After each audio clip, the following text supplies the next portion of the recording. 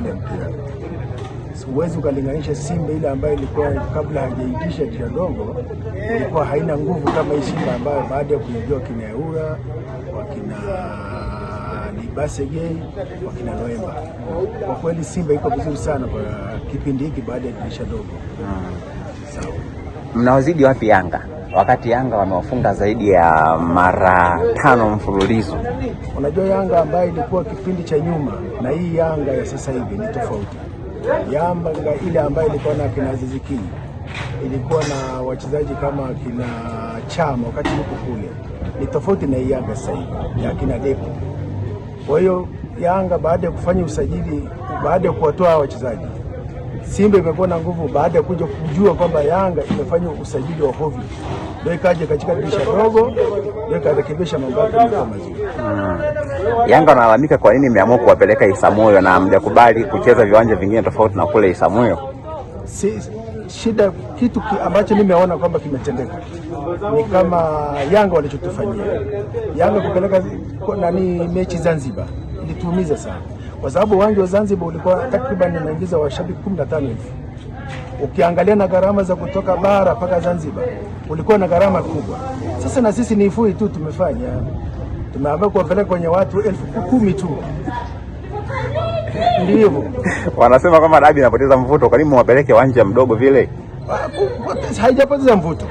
Na kweli ukiangalia katika baada ya dabi kuacha kuchezwa uwanja wa Benjamin Mkapa, tukubaliane, tangu imeenda Zanzibar imekuja Isamuyo, dabi imebadilisha mvuto, tukubaliane. Lakini sasa imekuwa sasa ni huyu anafanya hivi, huyu anafanya hivi. Kwa hiyo sasa hii dalili hizi za kupoteza mvuto wa dabi moja kwa moja kabisa, kwa sababu sasa hivi ikitokea kama Simba akicheza pale, kesho tutapelekwa Mwanza ambapo kuna washabiki wachache zaidi. Kwa hiyo sasa hivi imekuwa sasa sio dabi, imekuwa ni ifui, wanalipa huyu wanalipa huyu. Kwa hiyo hamna umuhimu wa dabi sasa. Kwa nini kifanyike?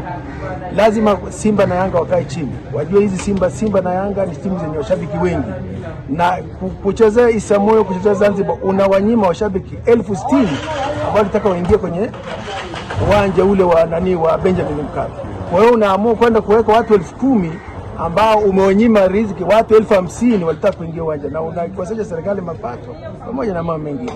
Okay. Sawa. Asante sana. Asante sana. Jina lako? Jina naitwa Alizuma Kibibi, mshabiki wa Yanga. Okay. Leo mnaenda kucheza mechi nyingine tena na Simba, na hii ni mara baada ya kupoteza kwenye muungano. Mbona kama mmekuwa waoga sana? Hapana, hakuna waoga, ila leo tunataka kushinda. Walitutea tu baada ya kufanya mistake kwenye penalty. Kama wamebatisha penalty, lakini leo hawatoboi, tunatoboa sisi wana. Ni nini kinakupa nguvu hivyo wakati mlipoteza mechi iliyopita na wamesema kwamba wana hakika leo tena wanataka wafunge tena? Tunahakika na wachezaji wetu wako vizuri, sio kubahatisha. Wako vizuri kabisa, kuna Pakome, kuna Dube, hao ni tegemezi kwa upande wa Yanga. Okay. Na wamepeleka Isamuyo, mnakubaliana na hilo swala? Hakuna shida, sisi tunachagua uwanja popote pale tunapiga mpira. Mnajiamini? Tunajiamini sana. Wanadai kwamba wamepeleka kule, nyinyi jeuri yenu yote imeisha. Hata yani leo ili wajue kwamba Yanga ni timu kubwa Tanzania. Leo ndio tutahakikishia kwamba sisi tuko vizuri na hatubahatishi, tuna uhakika na mpira. Ikitokea bahati mbaya imefungwa leo, haiwezekani kufungwa. Hata wakiingia njeza za uchawi hata tunatoboa tu. Sawa, naomba hivi sasa mashabiki wa Yanga kuelekea mechi leo na wajitokeze kwenye uwanja wa Taifa, sisi tuko kwenye vibanda umiza na tunasupport timu yetu kawaida kabisa. Okay. Nashukuru sana. Asante. Kwa majina naitwa Shabani Mohamed almaarufu hapa Kondoa kama Mnama. Leo mimi nina uhakika. Kwa sababu gani? Kule walirukaruka, lakini tuliwashughulikia kikamilifu kabisa. Lakini sasa leo hii wamekuja na hoja ya kusingizia uwanja ni mbovu, uwanja una maji, wakati jana yake sisi tulifanya mazoezi pale. Sasa hii hoja sisi tunaiona ni ndogo na haina mashiko. Mimi kama mwana Simba, kipigo kiko pale pale, iwe mvua iwe jua, lazima tushinde. Nguvu mnatoa wapi wakati wamefunga zaidi ya mara 5 mfululizo?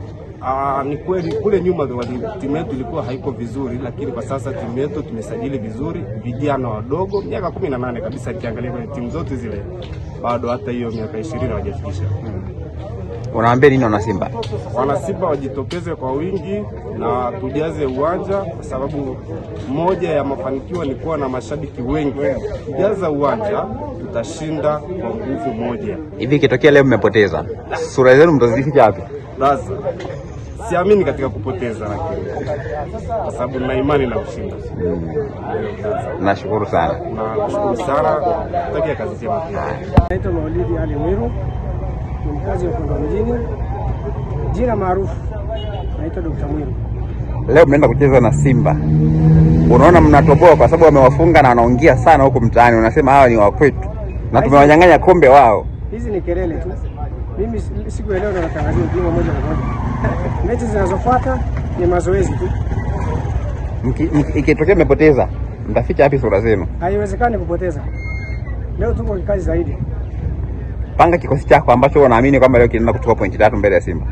Kuanzia namba 1 mpaka 11. Kikosi kocha ndo atakayepanga kikosi. Kwa hiyo unamwachia kocha. Kocha ndo kazi yake. Wewe unamwamini mchezaji gani na mchezaji gani ambao anaweza kaapa pointi 3? Timu nzima naiamini kuchukua pointi 3. Okay. Kwa hiyo unaambia nini Simba?